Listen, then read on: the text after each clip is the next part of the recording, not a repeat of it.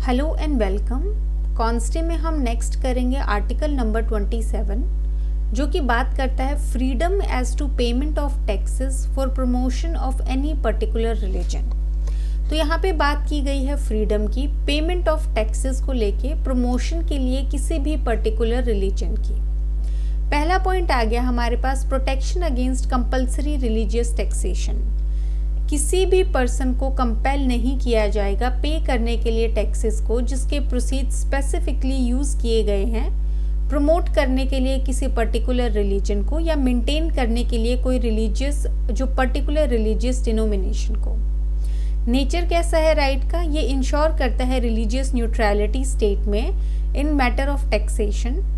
Objective क्या है, prevent करने के लिए स्टेट को फेवर करने के लिए या सपोर्ट करने के लिए कोई रिलीजन पब्लिक फंड के थ्रू।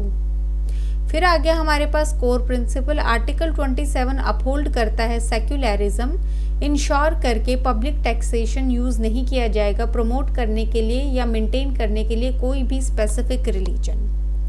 केस लॉ आ गया हमारे पास TMA pi foundation versus state of Karnataka 2002 supreme court. Supreme court ने हेल्ड किया है कि ये आर्टिकल प्रोहिबिट नहीं करता है स्टेट को इनेक्ट करने से एक लॉ जो इनकर करेगा एक्सपेंसेस प्रमोशन के लिए या फिर मेंटेनेंस के लिए किसी पर्टिकुलर रिलीजन या रिलीजियस डिनोमिनेशन में। ये सब स्पेसिफाई करता है कि पर्सन जो है वो कंपेल नहीं किया जा सकता है पे करने के लिए टैक्सेस। देयरफॉर अगर कोई टैक्स है प्रमोशन के लिए या मेंटेनेंस के लिए किसी पर्टिकुलर रिलीजन का या फिर रिलीजियस डिनोमिनेशन का, कोई भी पर्सन जो है उसको कंपेल नहीं किया जा सकता है पे करने के लिए ऐसे टैक्सेस को। तो इसमें क्या बोला गया है हमें, इसमें आ गया हमारे पास आर्टिकल नंबर 27। इसका टाइटल है हमारे पास freedom as to payment of taxes promotion के लिए किसी पर्टिकुलर रिलीजन का। इसमें आ गया फर्स्ट पॉइंट हमारे पास कि यहाँ पे जो है प्रोटेक्शन है कंपल्सरी रिलीजियस टैक्सेशन के अगेंस्ट। यहाँ पे बोला गया है कि किसी भी पर्सन को, मतलब यहाँ पे सिटीजन प्लस नॉन सिटीजन्स दोनों इंक्लूडेड होंगे, किसी भी पर्सन को जो है कंपेल नहीं किया जा सकता है पे करने के लिए टैक्सेस को। किस चीज़ के लिए, पहला आ गया हमारे पास प्रमोशन के लिए किसी भी पर्टिकुलर रिलीजन का। दूसरा आ गया यहाँ पे मेंटेनेंस, हमारे पास मेंटेनेंस जो है किसी भी पर्टिकुलर रिलीजियस डिनोमिनेशन का। फिर आ गया नेचर क्या है, यहाँ पे नेचर जो है यहाँ पे रिलीजियस न्यूट्रलिटी जो है स्टेट के द्वारा वो इंश्योर करती है प्रिवेंट करने के लिए किसी भी तरीके का फेवर या सपोर्ट जो है किसी भी रिलीजन का। तो बेसिकली ये जो है सेक्युलरिज्म का जो हमारा प्रिंसिपल है उसको रीअफर्म करती है। इसमें हमारे पास एक केस लॉ है। केस लॉ आ गया हमारे पास TMA pi foundation versus state of Karnataka. यह आ गया हमारे पास 2002 सुप्रीम कोर्ट। इसमें सुप्रीम कोर्ट ने हेल्ड किया है कि हमारे पास जो आर्टिकल है वो प्रोहिबिट नहीं करता है किसी भी स्टेट को कि वो लॉ इनेक्ट करने से इनकर करने के लिए एक्सपेंसेस किस चीज़ के लिए, प्रमोशन के लिए या फिर मेंटेनेंस के लिए किसी पर्टिकुलर रिलीजन का या फिर रिलीजियस डिनोमिनेशन का। तो यहाँ पे स्टेट जो है बेसिकली इनेक्ट कर सकता है रूल कोई इनकर करने के लिए एक्सपेंसेस प्रमोशन या मेंटेनेंस के लिए। ये सिर्फ स्पेसिफाई करता है कि जो पर्सन है उसको कंपेल नहीं किया जा सकता पे करने के लिए ऐसे टैक्सेस को। देयरफॉर अगर कोई टैक्स है प्रमोशन के लिए या फिर आ गया मेंटेनेंस के लिए पर्टिकुलर रिलीजन का डिनोमिनेशन का, वहाँ पे किसी भी पर्सन को जो है कंपेल नहीं किया जा सकता। एक बारी हम रिवाइज कर लेते हैं। इसमें आ गया आर्टिकल 27 जो कि बात करता है फ्रीडम जो है as to payment of taxes promotion के लिए किसी भी पर्टिकुलर रिलीजन का। प्रोटेक्शन है अगेंस्ट कंपल्सरी रिलीजन टैक्सेशन, किसी भी पर्सन को कंपेल नहीं किया जा सकता कि वो पे करे टैक्सेस किसी भी प्रमोशन जो है किसके लिए जो स्पेसिफिकली यूज़ किया गया है जो मनी प्रमोशन के लिए किसी पर्टिकुलर रिलीजन का या मेंटेनेंस के लिए किसी पर्टिकुलर रिलीजियस डिनोमिनेशन में, रिलीजियस न्यूट्रलिटी या फिर आ गया हमारे पास प्रिवेंट करना फेवरिंग सपोर्टिंग किसी रिलीजन को, तो सेक्युलरिज्म का जो प्रिंसिपल है वो यहाँ पे अपहोल्ड किया गया है। केस लॉ आ गया हमारे पास TMA pi foundation versus state of Karnataka 2002 supreme court. Article 27 जो है वो ये प्रोहिबिट नहीं करता है कि स्टेट लॉ नहीं बना सकती है इनकर करने के लिए एक्सपेंसेस प्रमोशन के लिए या मेंटेनेंस के लिए किसी पर्टिकुलर रिलीजन या रिलीजियस जो है डिनोमिनेशन के लिए। ये सिर्फ स्पेसिफाई करती है कि किसी भी पर्सन को कंपेल नहीं किया जा सकता प्रमोशन और मेंटेनेंस के लिए किसी पर्टिकुलर रिलीजन के। तो यहाँ पे जो है हमारे पास 27 है, यहाँ पे स्टेट के पास पावर है कि वो लॉ बना सकती है, लेकिन साथ के साथ जो पर्सन है उसको यहाँ पे जो है बोला गया है कि उसको पे करने की ज़रूरत नहीं है टैक्सेस अगर वो प्रमोट कर रहा है या मेंटेन कर रहा है कोई रिलीजियस डिनोमिनेशन। फिर आगे इसमें हमारे पास नेक्स्ट आर्टिकल 28 जो कि बात करता है freedom as to attendance at religious instruction और religious worship in certain educational institutions. इसमें आ गया फ्रीडम अटेंड करने की रिलीजियस इंस्ट्रक्शन या रिलीजियस वर्शिप एजुकेशनल इंस्टीट्यूशंस में। पहला आ गया प्रोहिबिशन है रिलीजियस इंस्ट्रक्शन का स्टेट फंडेड जो स्कूल्स हैं उनमें, आर्टिकल 28 क्लोज 1। कोई भी रिलीजियस इंस्ट्रक्शन अलाउड नहीं है किसी भी एजुकेशनल इंस्टीट्यूशन में जो होली मेंटेन किया गया है स्टेट के द्वारा। सेकेंड आ गया एक्सेप्शन फॉर एंडाउड और trust based institution, article 28 close 2। ये प्रोहिबिशन जो है वो अप्लाई नहीं करेगा इंस्टीट्यूशंस को जो एडमिनिस्टर किए गए हैं स्टेट के द्वारा या इस्टेब्लिश किए गए हैं एंडोमेंट या ट्रस्ट जो रिक्वायर करता है रिलीजियस इंस्ट्रक्शन। थर्ड आ गया हमारे पास राइट जो है स्टूडेंट्स का regarding religious instruction, article 28 close 3। Students जो है एक स्टेट रिकॉग्नाइज्ड या स्टेट एडेड इंस्टीट्यूशंस में उनको फोर्स नहीं किया जा सकता है अटेंड करने के लिए रिलीजियस इंस्ट्रक्शन को, पार्टिसिपेट करने के लिए रिलीजियस वर्शिप में। ये अप्लाई करता है जब तक स्टूडेंट या फिर माइनर उनका, अगर वो माइनर है तो वो गार्डियन जो है कंसेंट नहीं दे देता है। कोर प्रिंसिपल आ गया आर्टिकल 28 प्रोटेक्ट करता है फ्रीडम ऑफ कंसाइज को एजुकेशन में इंश्योर करके, secular education state funded institutions में, वॉलंटरी पार्टिसिपेशन रिलीजियस इंस्टीट्यूशन में जो एडेड हैं या ट्रस्ट बेस्ड इंस्टीट्यूशंस हैं।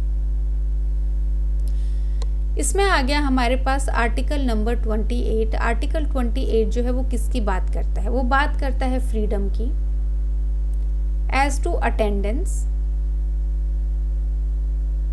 एट रिलीजियस इंस्ट्रक्शन और religious worship certain educational institutions में। इसमें आ गया पहला पॉइंट हमारे पास कि यहाँ पे जो है प्रोहिबिट किया गया है। क्या प्रोहिबिट किया गया है? किसी भी प्रकार का रिलीजियस इंस्ट्रक्शन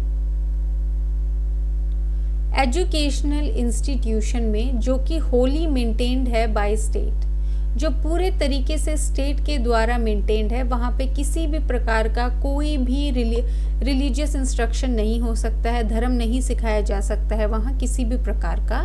सेकंड आ गया ये प्रोहिबिशन जो है अप्लाई नहीं होगी। कहाँ पे ये जो है अप्लाई नहीं होगी?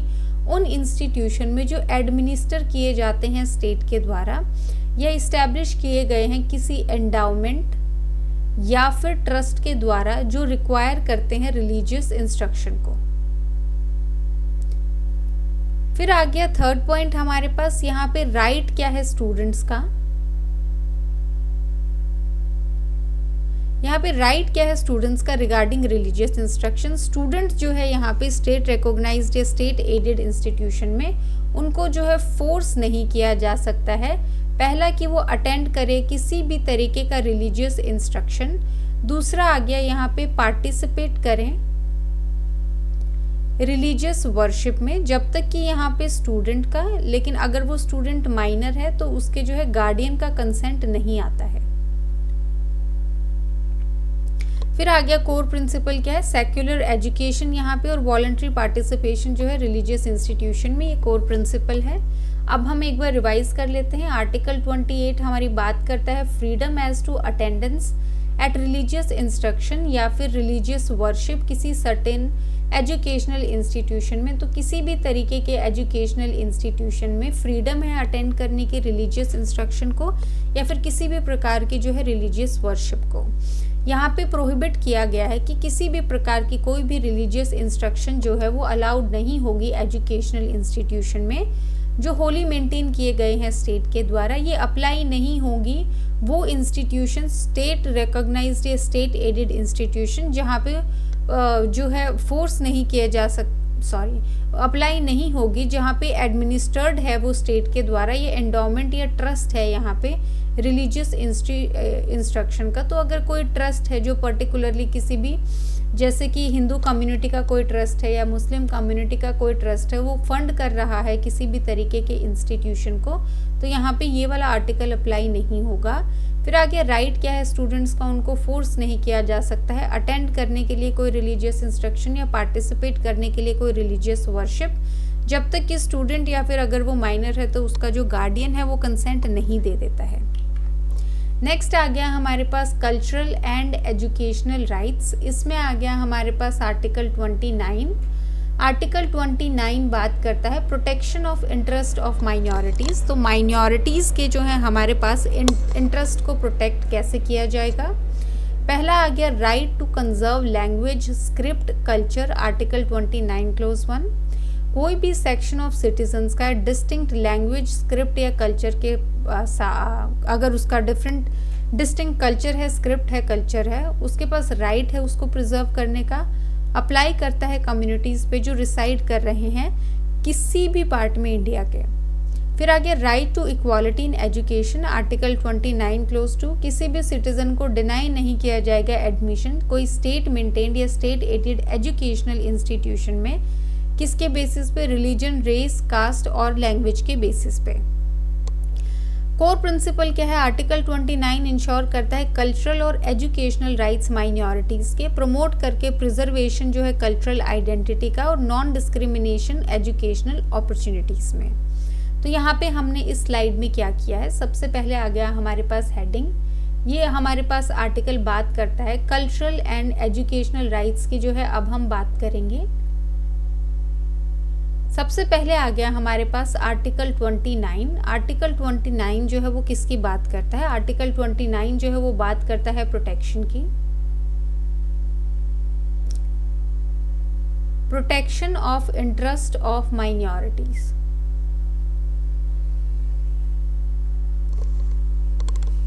इसमें आ गया हमारे पास कि यहाँ पे इंटरेस्ट जो है माइनॉरिटीज का उसको कैसे प्रोटेक्ट किया जा सकता है। इसमें आ गया हमारे पास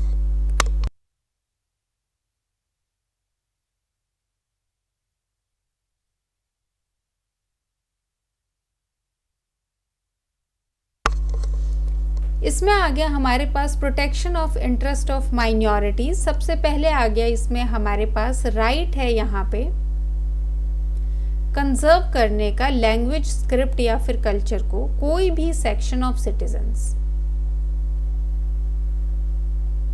जिसकी एक डिस्टिंक्ट लैंग्वेज है, स्क्रिप्ट है या कल्चर है, उसके पास राइट है उसको प्रिजर्व करने का। ये अप्लाई करता है किसी भी कम्युनिटी पे जो रिसाइड कर रहा है किसी भी पार्ट में इंडिया की। फिर आ गया हमारे पास किसी भी सिटीजन को जो है डिनाई नहीं किया जा सकता है एडमिशन किसी भी स्टेट मेंटेन्ड या फिर स्टेट एडेड एजुकेशनल इंस्टीट्यूशन में, किसके बेसिस पे, रिलीजन, रेस, कास्ट और लैंग्वेज, इन 4 बेसिस पे जो है एडमिशन डिनाई नहीं किया जा सकता है। एक बारी हम रिवाइज कर लेते हैं। इसमें हेडिंग है हमारे पास cultural and educational rights. Article 29 हमारी बात करता है प्रोटेक्शन जो है इंटरेस्ट का माइनॉरिटीज़ का। सबसे पहले आ गया इसमें हमारे पास कि जो राइट है यहाँ पे कंजर्व करने का लैंग्वेज को, स्क्रिप्ट को, कल्चर को, कोई भी सेक्शन जो है हमारे पास सिटीजन्स का, ध्यान रखिए सिटीजन्स के लिए है, जिसकी एक डिस्टिंक्ट लैंग्वेज है, स्क्रिप्ट है, कल्चर है, उसके पास राइट है उसको प्रिजर्व करने का। यहाँ ये जो है अप्लाई करता है किसी भी कम्युनिटी पे जो रिसाइड कर रही है किसी भी पार्ट में इंडिया की, यहाँ पे जो है डिनाई नहीं किया जा सकता है एडमिशन स्टेट मेंटेन्ड या स्टेट एडेड एजुकेशनल इंस्टीट्यूशन में रिलीजन, रेस, कास्ट और लैंग्वेज के बेसिस पे। तो इन 4 बेसिस पे जो है ये नहीं बोला जा सकता है कि आपका इस इंस्टीट्यूशन में एडमिशन नहीं होगा।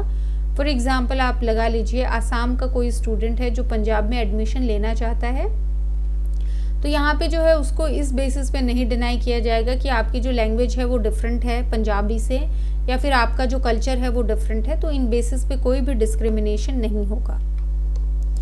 नेक्स्ट आ गया हमारे पास आर्टिकल नंबर 30 जो कि बात करता है right of minorities to establish and administer educational institutions. यहाँ पे राइट क्या है माइनॉरिटीज का, इस्टेब्लिश करने का या एडमिनिस्टर करने का एजुकेशनल इंस्टीट्यूशंस को।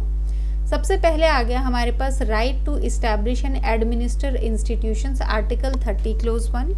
सारी की सारी माइनॉरिटीज दैट इज रिलीजियस और लिंग्विस्टिक, रिलीजन के बेसिस पे, लिंग्विस्टिक आ गया लैंग्वेज के बेसिस पे, उनके पास राइट है इस्टेब्लिश करने का और एडमिनिस्टर करने का एजुकेशनल इंस्टीट्यूशंस उनकी चॉइस का। Protection in case of property acquisition, article 30 close 1A। यहाँ पे प्रोटेक्शन है प्रॉपर्टी एक्विजिशन में, अगर स्टेट एक्वायर करता है property minority run educational institution की, कॉम्पनसेशन जो है फेयर एंड एडिक्वेट होना चाहिए। ये रेस्ट्रिक्ट नहीं करेगा या अबॉलिश नहीं करेगा माइनॉरिटी का जो राइट है इस्टेब्लिश करने का या एडमिनिस्टर करने का इंस्टीट्यूशन को। फिर आ गया थर्ड पॉइंट हमारे पास non discrimination in state aid, article 30 clause 2। State discriminate नहीं करेगा माइनॉरिटी मैनेज्ड एजुकेशनल इंस्टीट्यूशन के अगेंस्ट जब ग्रांट किया जाता है एड को, रिगार्डलेस रिलीजन, लैंग्वेज। फिर आ गया कोर प्रिंसिपल, आर्टिकल 30 जो है वो सेफगार्ड करता है माइनॉरिटी एजुकेशनल राइट्स को, इंश्योर करके ऑटोनॉमी मैनेजमेंट में, और प्रोटेक्शन जो है आर्बिट्ररी प्रॉपर्टी एक्विजिशन में, और इक्वल एक्सेस जो है स्टेट सपोर्ट का। तो यहाँ पे बेसिकली सेफगार्ड किया जाता है एजुकेशनल राइट्स को माइनॉरिटी के। अब हम देख लेते हैं हमने क्या किया है इस आर्टिकल में। यह आ गया हमारे पास आर्टिकल नंबर 30। आर्टिकल नंबर 30 बात करता है राइट जो है माइनॉरिटीज के इस्टेब्लिश करने के एंड एडमिनिस्टर करने के कोई भी एजुकेशनल इंस्टीट्यूशन। इसमें आ गया फर्स्ट हमारे पास यहाँ पे सारी की सारी माइनॉरिटीज जो कि हैं हमारे पास रिलीजियस माइनॉरिटी, लिंग्विस्टिक माइनॉरिटी, उनके पास राइट है इस्टेब्लिश करने का, एडमिनिस्टर करने का इंस्टीट्यूशनल एजुकेशन जो उनकी चॉइस का है। सेकेंड आ गया यहाँ पे अगर स्टेट जो है वो एक्वायर करती है इनकी प्रॉपर्टी को, जो माइनॉरिटी रन एजुकेशनल इंस्टीट्यूशन है, पहली चीज़ यहाँ पे फेयर एंड एडिक्वेट कॉम्पनसेशन दिया जाएगा। दूसरा आ गया यहाँ पे हमारे पास ये रिस्ट्रिक्ट नहीं कर सकता या अबॉलिश नहीं कर सकता माइनॉरिटी के राइट को।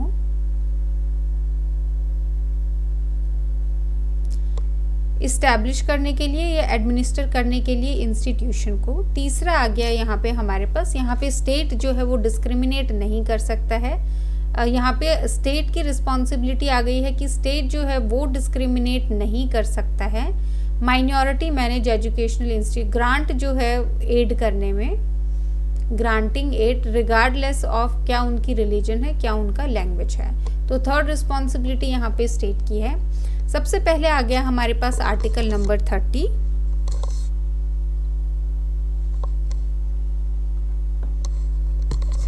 आर्टिकल 30 बात करता है राइट जो है माइनॉरिटीज का इस्टेब्लिश करने का या एडमिनिस्टर करने का एजुकेशनल इंस्टीट्यूशंस को। यहाँ पे बताया गया है कि सारी की सारी माइनॉरिटी रिलीजन बेस्ड या फिर लिंग्विस्टिक बेस्ड उनके पास राइट है इस्टेब्लिश करने का, एडमिनिस्टर करने का एजुकेशनल इंस्टीट्यूशन उनके चॉइस के। फिर आगे यहाँ पे अगर स्टेट प्रॉपर्टी एक्वायर करती है जो माइनॉरिटी रन एजुकेशनल इंस्टीट्यूशंस हैं, फेयर एंड एडिक्वेट कॉम्पनसेशन दिया जाएगा, रिस्ट्रिक्ट नहीं करेगा या अबॉलिश नहीं करेगा माइनॉरिटी के राइट को, जो माइनॉरिटी का जो राइट है यहाँ पे इस्टेब्लिश करने का या एडमिनिस्टर करने का इंस्टीट्यूशन को। फिर आ गया हमारे पास यहाँ पे स्टेट कोई डिस्क्रिमिनेशन नहीं करेगा ग्रांट करने में एड रिलीजन या फिर जो लैंग्वेज के बेसिस पे किसी भी एजुकेशनल इंस्टीट्यूशन को। नेक्स्ट आ गया इसमें हमारे पास केस लॉज। इसमें आ गया हमारे पास TMA pi foundation versus state of Karnataka 2003 supreme court. Supreme court ने हेल्ड किया कि माइनॉरिटी डिसाइड की जाएगी अकॉर्डिंग टू द स्टेट जिसमें एजुकेशनल इंस्टीट्यूशन इस्टेब्लिश किया गया है। माइनॉरिटी न्यूमेरिकली लेस देन होती है 50% से, जो होती है वो लेस देन होती है 50% से। ये position with regard to linguistic as well as religious minorities के हिसाब से ये जो है प्रोपोर्शन देखा जाएगा कि जो 50% से कम रेशो में है वो माइनॉरिटी है। Rights to administer educational institution consist of 4 matters. तो यहाँ पे जो राइट है एडमिनिस्टर करने का, ये 2 चीज़ें अलग अलग हेल्ड की गई हैं। पहली TMA पाई फाउंडेशन के केस में ये अलग हेल्ड की गई है, और ये सेकंड चीज़ हम पढ़ रहे हैं कि जो राइट है एडमिनिस्टर करने का एजुकेशनल इंस्टीट्यूशन का, वो कंसिस्ट करता है 4 मैटर्स को। पहला है राइट टू चूज़ मैनेजिंग या फिर गवर्निंग बॉडी। उनके पास राइट है कि वो चूज़ कर सकते हैं कौन मैनेज करेगा या गवर्न करेगा उस बॉडी को। राइट है चूज़ करने का टीचर्स को। राइट है उनके पास एडमिट करने का स्टूडेंट्स को जो उनके चॉइस के होंगे, subject to reasonable regulations academic qualifications की, कि स्टूडेंट्स की चॉइस भी उनकी है, लेकिन यहाँ पे रीजनेबल रेगुलेशंस लग सकते हैं एकेडमिक क्वालिफिकेशन को लेके। फिर आगे राइट टू यूज़ है प्रॉपर्टी का या एसेट्स का बेनिफिट के लिए इंस्टीट्यूशन की। फिर आगे केस लो हमारे पास एस अजीज बादशाह versus union of India 1968 supreme court. Supreme court ने हेल्ड किया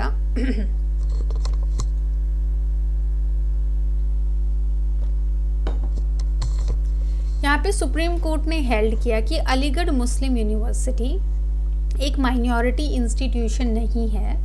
कोर्ट ने क्लियर टर्म्स में स्पेल आउट किया है कि माइनॉरिटी जो है उसके पास राइट होगा एडमिनिस्टर करने का एजुकेशनल इंस्टीट्यूशन का अपने चॉइस का, प्रोवाइडेड वो इस्टेब्लिश करता है उसको एंड नॉट अदरवाइज। तो बेसिकली यहाँ पे स्टेट ने इस्टेब्लिश की है, तब जाके ये जो है माइनॉरिटी इंस्टीट्यूशन नहीं है। माइनॉरिटी इंस्टीट्यूशन मतलब माइनॉरिटी ही यहाँ पे इस्टेब्लिश करता है। तो हमारे पास 2 केस लॉज हैं। पहला आ गया इसमें हमारे पास TMA pi foundation versus state of Karnataka 2003 supreme court. इसमें क्या हेल्ड किया गया है, इसमें बोला गया है 2 चीज़ें हेल्ड की गई हैं। सबसे पहले जो माइनॉरिटी है उसको डिफाइन किया गया है, जो टर्म है हमारे पास कि माइनॉरिटी है अकॉर्डिंग टू स्टेट होगी, मतलब जो स्टेट है वो डिसाइड करेगा कि कौन सा जो है इंस्टीट्यूशन माइनॉरिटी के द्वारा जो है या माइनॉरिटी का इंस्टीट्यूशन माना जाएगा। माइनॉरिटी होनी चाहिए 50% से कम की, और ये जो है लिंग्विस्टिक एज वेल एज जो है रिलीजियस माइनॉरिटी होनी चाहिए। दूसरा जो हेल्ड किया गया है यहाँ पे राइट टू एडमिनिस्टर का क्या मतलब है या कौन कौन से मैटर्स जो है यहाँ पे ये जो है फॉलो करेगा। तो राइट टू एडमिनिस्टर में आ गया हमारे पास सबसे पहले यहाँ पे राइट है चूज करने का मैनेजिंग या फिर गवर्निंग बॉडी को। सेकंड आ गया हमारे पास चूज करने का टीचर्स को। तीसरा आ गया हमारे पास एडमिट करने का स्टूडेंट्स को अपनी चॉइस के। सब्जेक्ट टू होंगे यहाँ पे जो रीजनेबल एकेडमिक क्वालिफिकेशंस है। फिर आ गया हमारे पास फोर्थ दैट इज राइट है यहाँ पे यूज करने का प्रॉपर्टीज को एंड एसेट्स को बेनिफिट के लिए इंस्टीट्यूशन की। सेकंड केस लो आ गया इसमें हमारे पास एस अजीज बादशाह union of India 1968 supreme court. इसमें हेल्ड किया गया है कि अलीगढ़ मुस्लिम यूनिवर्सिटी एक माइनॉरिटी इंस्टीट्यूशन नहीं है। कोर्ट ने हेल्ड किया है, स्पेल आउट किया है कि यहाँ पे माइनॉरिटी जो है उसके पास राइट होगा एडमिनिस्टर करने का इंस्टीट्यूशन को अपने हिसाब से, जब वो उसको जो है इस्टेब्लिश करती है एंड नॉट अदरवाइज। तो यहाँ पे केस लो आ गया हमारे पास TMA pi foundation versus state of Karnataka 2003 supreme court. इसमें हेल्ड किया है माइनॉरिटी जो है ये स्टेट डिसाइड करेगी कि कौन सा माइनॉरिटी है और कहाँ पे वो जो है जहाँ पे उसने एजुकेशनल इंस्टीट्यूट जो है इस्टेब्लिश किया है 50% से कम होना चाहिए numerically. Language as well as religious minority होनी चाहिए। राइट एडमिनिस्टर करने का इसका मतलब है चूज़ करना मैनेजिंग या गवर्निंग बॉडी को। फिर आ गया यहाँ पे चूज़ करना टीचर्स को, एडमिट करना स्टूडेंट्स को सब्जेक्ट टू उनके जो एकेडमिक क्वालिफिकेशंस हैं। फिर आ गया यूज़ करना प्रॉपर्टी को या एसेट्स को उनके बेनिफिट के लिए। नेक्स्ट आ गया हमारे पास एस अजीज़ बादशाह versus union of India 1968 supreme court. इसमें हेल्ड किया गया है अलीगढ़ मुस्लिम यूनिवर्सिटी एक माइनॉरिटी इंस्टीट्यूशन नहीं है। माइनॉरिटी के पास राइट होता है एडमिनिस्टर करने का सिर्फ उन इंस्टीट्यूशंस का जो वो इस्टेब्लिश करती हैं, नॉट अदरवाइज। फिर आ गया हमारे पास नेक्स्ट केस लो, जो कि बात करता है यहाँ पे Saint Xavier's college versus state of Gujarat 1974 supreme court. यहाँ पे बात की गई है रिलेशनशिप बिटवीन आर्टिकल 29 क्लोज 1 और आर्टिकल 30 क्लोज 1। सुप्रीम कोर्ट ने हेल्ड किया है आर्टिकल 29 क्लोज 1 कन्फर करता है राइट किसी भी सेक्शन पे सिटीजन की इंक्लूडिंग माइनॉरिटी, जबकि आर्टिकल 30 क्लोज 1 कन्फर करता है राइट सिर्फ रिलीजियस और लिंग्विस्टिक माइनॉरिटी पे। आर्टिकल 29 क्लोज 1 कंसर्न है लैंग्वेज स्क्रिप्ट कल्चर से, जबकि आर्टिकल 30 क्लोज 1 जो है डील करता है माइनॉरिटीज़ जो बेस्ड हैं लैंग्वेज और रिलीजन पे। फिर आ गया हमारे पास आर्टिकल 29 क्लोज 1 डील करता है राइट कंजर्व करने का लैंग्वेज को, जबकि आर्टिकल 30 क्लोज 1 डील करता है राइट जो है एडमिनिस्टर करने का एजुकेशनल इंस्टीट्यूशंस को। आर्टिकल 31 ओमिटेड है, इसका टाइटल था compulsory acquisition of property. Omit किया गया है कॉन्स्टिट्यूशन 44th अमेंडमेंट एक्ट 1978 के द्वारा विद इफेक्ट फ्रॉम 26/1979। तो यहाँ पे आप डेट भी याद रखेंगे, कौन से एक्ट से किया गया है ये भी याद रखेंगे। इसमें केस लो आ गया हमारे पास saint Xavier's college versus state of Gujarat 1974 supreme court. यहाँ पे जो है रिलेशनशिप या आप बोल सकते हैं डिफरेंस बताया गया है आर्टिकल 29 और आर्टिकल 30 के बीच में। यहाँ पे आ गया हमारे पास आर्टिकल 29 क्लोज 1 जो है वो कन्फर करता है राइट सेक्शन ऑफ सिटीजन को पे, जो कि इंक्लूड करता है माइनॉरिटी को। हमारे पास आर्टिकल 30 जो है वो राइट कन्फर करता है रिलीजियस एंड लिंग्विस्टिक माइनॉरिटीज़ को। सेकेंड आ गया हमारे पास आर्टिकल 29 कंसर्न है लैंग्वेज स्क्रिप्ट और कल्चर से। आर्टिकल 30 कंसर्न है लैंग्वेज एंड रिलीजन से। तीसरा आ गया हमारे पास आर्टिकल 29 के पास राइट है कंजर्व करने का लैंग्वेज को। आर्टिकल 30 में जो है हमारे पास राइट है एडमिनिस्टर करने का एजुकेशनल इंस्टीट्यूशंस को। इसके बाद आर्टिकल 31 की बात की गई है। यहाँ पे आर्टिकल 31 था हमारे पास कंपल्सरी एक्विजिशन ऑफ प्रॉपर्टी, इसको ओमिट कर दिया गया है हमारे पास कॉन्स्टिट्यूशन का जो 44th अमेंडमेंट था 1978 विद इफेक्ट फ्रॉम डेट क्या है यहाँ पे 26/1979। Right to property omit basically यहाँ पे किया गया था। यहाँ पे जो है कॉन्स्टिट्यूशन अमेंडमेंट भी पूछा जाता है बहुत बारी आपसे, और डेट भी जो है वो पूछी जाती है। एक बार हम रिवाइज कर लेते हैं इसको। इसमें आ गया हमारे पास case law saint Xavier's college versus state of Gujarat 1974। Article 29 और 30 के बीच का डिफरेंस यहाँ पे बताया गया है। आर्टिकल 29 इंक्लूड करता है सेक्शन ऑफ सिटीजन्स को, ये टर्म है यहाँ पे जो इंक्लूड करता है माइनॉरिटी को। फिर आ गया इसमें आर्टिकल 30 जो है वो रिलीजियस और लैंग्वेज माइनॉरिटी की बात करता है। आर्टिकल 29 लैंग्वेज स्क्रिप्ट और कल्चर की बात करता है। आर्टिकल 30 आ गया लैंग्वेज और रिलीजन की बात करता है। आर्टिकल 29 राइट यहाँ पे बात करता है राइट जो है कंजर्व करने का लैंग्वेज को। आर्टिकल 30 बात करता है राइट जो है एडमिनिस्टर करने का एजुकेशनल इंस्टीट्यूशंस को। आर्टिकल 31 आ गया यहाँ पे हमारे पास compulsory acquisition of property. Constitution के 44th अमेंडमेंट 1978 से ये जो है ओमिट किया गया है। डेट आ गई हमारे पास 26/1979। तो यहाँ पे जो है प्री में बहुत बारी पूछा जाता है कि राइट टू प्रॉपर्टी जो है वो कौन से हमारे पास अमेंडमेंट से ओमिट हुई थी। ये आ गया हमारे पास 44th अमेंडमेंट 1978। इसके बाद आर्टिकल पूछा जाता है आर्टिकल 31। डेट नहीं पूछी गई है बट आप जनरली ध्यान रख सकते हैं थोड़ा सा 26/1979 से इफेक्ट में आया था। फिर आ गया हमारे पास सेविंग ऑफ सर्टेन लॉज, इसमें आ गया हमारे पास section article 31A saving of certain laws. Article 31A ये बात करता है saving of laws providing for acquisition of estate etcetera. Save किए गए हैं उन लॉज को जो प्रोवाइड करते हैं एक्विजिशन एस्टेट्स की एक्सेट्रा की। पर्पस क्या है? आर्टिकल 31A प्रोटेक्ट करता है सर्टेन लॉज को चैलेंज किए जाने से ग्राउंड पे कि ये वॉयलेट करते हैं फंडामेंटल राइट्स को, स्पेशली आर्टिकल 14 इक्वालिटी और 19 को। प्राइमरीली यूज़ किया जाता है वैलिडेट करने के लिए लैंड रिफॉर्म को और प्रॉपर्टी एक्विजिशन लॉज को जो इनेक्ट किए गए हैं स्टेट के द्वारा।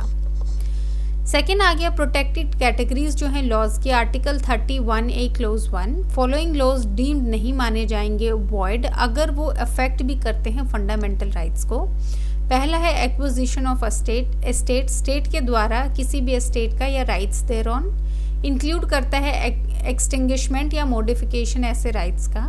फिर आ गया मैनेजमेंट टेक ओवर, टेम्परेरी अगर स्टेट मैनेज करता है प्रॉपर्टी को पब्लिक इंटरेस्ट के लिए या प्रॉपर मैनेजमेंट के लिए। अमालगमेशन ऑफ कॉरपोरेशंस, मर्ज करना दो या दो से ज़्यादा कॉरपोरेशंस को पब्लिक इंटरेस्ट या प्रॉपर मैनेजमेंट के लिए। मॉडिफिकेशन मैनेजमेंट राइट्स का, चेंजेस जो हैं to rights of managing agents, director, secretaries या शेयर होल्डर्स। फिर आ गया माइनिंग और mineral rights, changes, termination, cancellation of rights, agreement, lease, licences, mineral या मिनरल ऑयल से रिलेटेड। तो इसमें क्या आ गया हमारे पास? इसमें हमने सेविंग की बात की है, सेव किए गए हैं सर्टेन लॉज। आ गया इसमें हमारे पास आर्टिकल 31A ये बात करता है saving of laws providing for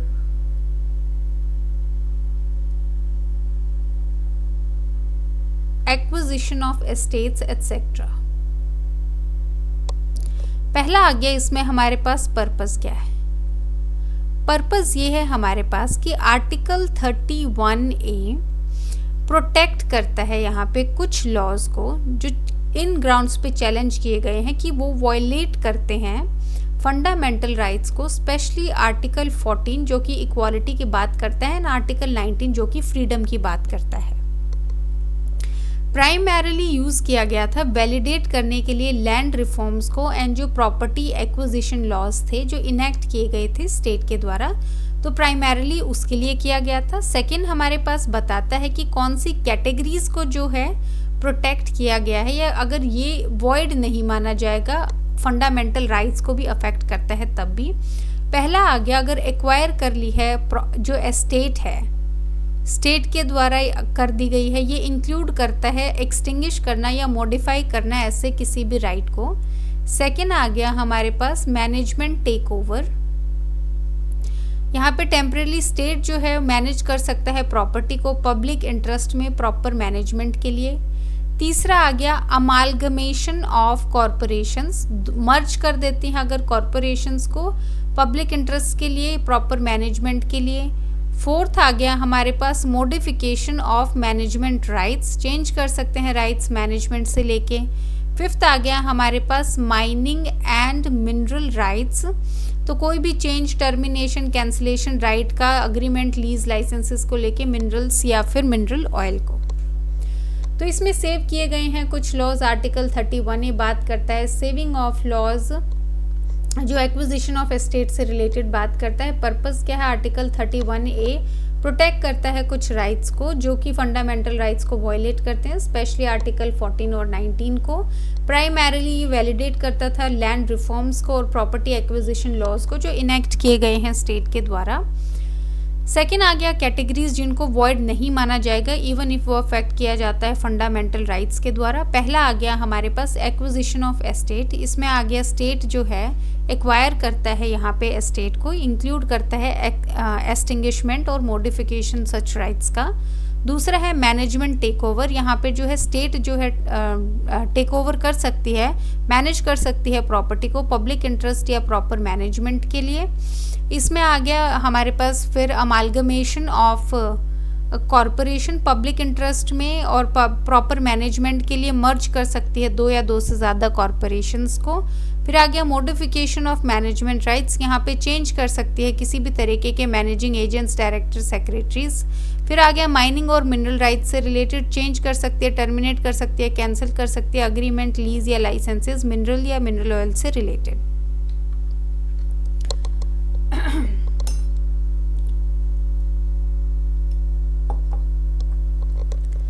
third आ गया इसमें हमारे पास presidential assent requirement. State laws protect करते हैं, स्टेट लॉज प्रोटेक्ट किए जाते हैं ओनली इफ रिजर्व किए गए हैं प्रेसिडेंट की कंसिडरेशन के लिए और उनके द्वारा असेंट किए जाते हैं। कॉम्पनसेशन सेफगार्ड, अगर एक्वायर्ड लैंड पर्सनली कल्टीवेट की गई है ऑनर के द्वारा बिना सीलिंग लिमिट्स के, स्टेट इसको एक्वायर नहीं कर सकता है बिना पे किए proper compensation. Compensation at least market value के जो लैंड या स्ट्रक्चर के बराबर होना चाहिए। Definitions article 31A clause two, estate include करता है jagir, inams, muafis, janmam rights Tamil Nadu and Kerala, ryotwari lands, agriculture lands, forest, pastures and lands occupied by cultivators and artisans. Rights include करता है राइट ऑफ प्रोप्राइटरीज, सब प्रोप्राइटरीज, राइट्स, अंडर राइट्स और intermediaries, land revenue privileges. Core principle article 31A safeguard करता है land reform और state acquisition laws को constitutional challenge से, जबकि इंश्योर करता है फेयर कॉम्पनसेशन और क्लैरिटी जो टाइप्स ऑफ एस्टेट या राइट्स हैं। तो इसमें आ गया हमारे पास थर्ड पॉइंट आ गया इसमें हमारे पास presidential assent requirement. State laws are protected, तो स्टेट लॉज जो हैं वो तभी प्रोटेक्टेड होंगे अगर यहाँ पे रिजर्व किए गए हैं प्रेसिडेंट की कंसिडरेशन के लिए और जब वो असेंट किया जाता है उनके द्वारा। फोर्थ आ गया कॉम्पनसेशन। कॉम्पनसेशन कब दिया जाता है? जब एक्वायर्ड लैंड जो एक्वायर करनी है स्टेट को वो पर्सनली कल्टीवेट कर दी जाती है ऑनर के द्वारा, तो यहाँ पे जो स्टेट है उसको प्रॉपर कॉम्पनसेशन देगा और कॉम्पनसेशन जो होगा वो एटलीस्ट मार्केट वैल्यू जो है लैंड की उसके हिसाब से दिया जाएगा। फिफ्थ जो है यहाँ पे डेफिनेशंस की बात करता है कि स्टेट की डेफिनेशन और जो राइट्स हैं वो क्या क्या इंक्लूड करते हैं। स्टेट जो है वो इंक्लूड करता है ये सब जो आपके नाम है ये उर्दू नेम्स हैं मोस्टली, जो यहाँ पे हिंदी जैसे जागीर्स आ गया हमारे पास, इनाम्स, मुआफिस, जनमन राइट्स, ये तमिलनाडु एंड केरला के राइट्स हैं। इसके अलावा ryotwari lands, agriculture lands, forest, pastures land cultivated जो ऑक्यूपाइड बाय कल्टीवेटर्स, ये सब एस्टेट में ही आएगा। राइट आ गया प्रोप्राइटर्स के राइट, सब प्रोप्राइटर्स के राइट, रियात्स, अंडर रियात्स, फिर आ गया इंटरमीडियरीज हमारी, फिर आ गया लैंड रेवेन्यू प्रिविलेजेस, ये सब राइट्स जो हैं इंक्लूड किए जाएंगे। इसमें हमें बताया गया है कि प्रेसिडेंट का असेंट रिक्वायर्ड है, स्टेट लॉज प्रोटेक्ट किए जाएंगे, रिजर्व किए गए हैं प्रेसिडेंट की कंसिडरेशन के लिए और उसने असेंट दिया है। फिर आ गया कॉम्पनसेशन। कॉम्पनसेशन में आ गया एक्वायर्ड लैंड जो है वो कल्टीवेट की गई है अगर ओनर के द्वारा, तो यहाँ पे स्टेट कॉम्पनसेशन देगा। कॉम्पनसेशन एटलीस्ट मार्केट वैल्यू के बराबर दिया जाना चाहिए। डेफिनेशंस में स्टेट और राइट्स की डेफिनेशन आया जिसमें काफ़ी टर्म्स यूज़ की गई हैं जैसे कि जागीर्स, इनाम्स, मुआफिस, जन्मम राइट्स। फिर आ गया हमारे पास ryotwari lands, agriculture lands, forest, pasture lands जो ऑक्यूपाई की गई हैं कल्टीवेटर्स के द्वारा। राइट इंक्लूड करता है प्रोप्राइटर्स, सब प्रोप्राइटर्स, रायट्स, अंडर रायट्स, फिर आगे इंटरमीडियरीज और यहाँ पे लैंड रेवेन्यू प्रिविलेजेस भी जो है राइट्स में आती हैं। आज के लेक्चर में हम इतना ही करेंगे। बाकी 2-3 चीज़ें हैं जो आपको ध्यान रखनी है। पहला PDF हमारे पास, PDF अगर आपको लेनी है तो आपको कमेंट सेक्शन में जो है एक पिन्ड कमेंट मिलेगा जहाँ पे एक व्हाट्सअप नंबर आपको दिया गया है। आप उस व्हाट्सअप नंबर पे किसी भी सब्जेक्ट की PDF से रिलेटेड क्वेरी कर सकते हैं, वहाँ से आपको जो है प्रॉपर आपको एंटरटेन किया जाएगा। इसके अलावा अगर आपको मेंस आंसर राइटिंग करनी है तो हम मेंबर्स के साथ वो आंसर राइटिंग कर रहे हैं। आपकी 2 तरीके की मेंबरशिप है, बेसिक है, एडवांस है। बेसिक में आपको लेक्चर वीडियोस मिलेंगे, एडवांस में लेक्चर वीडियोस प्लस PDFs मिलेंगी। फिलहाल हम जो है BNSS और इंडियन पार्टनरशिप एक्ट के हम क्वेश्चन आंसर्स वहाँ पे कर रहे हैं। तो अगर आप इंटरेस्टेड हैं मेंस आंसर राइटिंग करने में तो आप मेंबरशिप ज्वाइन कर सकते हैं। अगर आप इंटरेस्टेड नहीं हैं तो और सिर्फ आपको PDF चाहिए, आपको समझना नहीं है या फिर आपको एडिशनल इन्फॉर्मेशन नहीं चाहिए बट आपको सिर्फ मटेरियल चाहिए, तो उसके लिए जो है व्हाट्सएप पे जो है अपनी क्वेरी डाल सकते हैं PDF की, वहाँ पे आपको आंसर रिप्लाई कर दिया जाएगा। बाकी आज के लेक्चर में हम इतना ही